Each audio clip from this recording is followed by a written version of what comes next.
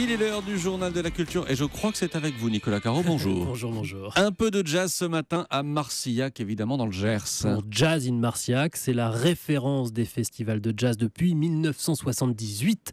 C'est un village de 1300 habitants, on peut y voir une statue, celle de Wynton Marsalis, le trompettiste. Il est le parrain du festival, il ne manque jamais une édition. Il y sera d'ailleurs encore le 8 août prochain.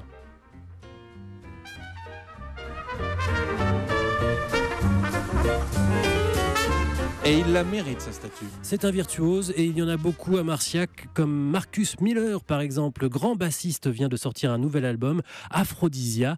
Il passera le 4 août à Marcillac. Il y est un peu chez lui d'ailleurs, selon Frédéric Goati, le directeur de Jazz Magazine. Marcus Miller n'est pas, comme on le croyait, américain. Marcus Miller aujourd'hui est français. J'ai un scoop. Il est français, oui, parce qu'il passe, je crois, plus de temps en France que dans son pays natal, les États-Unis. C'est peut-être le jazzman afro-américain le plus populaire maintenant en France et en Europe. Marcus Miller incarne l'une des figures les plus importantes du jazz. C'est quelqu'un de charismatique. Et on a presque oublié, finalement, qu'il était, entre guillemets, simplement bassiste.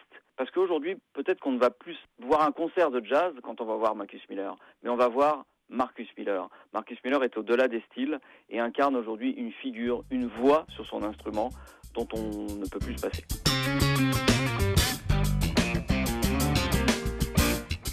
Et vu ce qu'on entend, on l'accepte volontiers en Oui, France. bienvenue. Oui. D'ailleurs, puisqu'on en parle, il y a des Français à Marcillac. Émile Parisien, par exemple, il a avoué sa vie au jazz. Il a même étudié dans la classe de jazz du collège de Marcillac.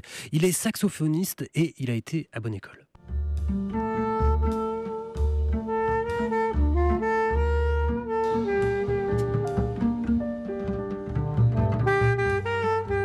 Alors, on a entendu beaucoup d'hommes, Nicolas, pour l'instant.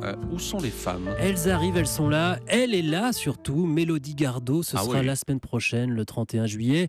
Alors, Mélodie Gardot, c'est une chanteuse de jazz, oui, mais pas que. Mélodie Gardot, c'est une chanteuse de jazz, mais qui se permet d'explorer d'autres styles de musique, la pop et aujourd'hui donc la soul.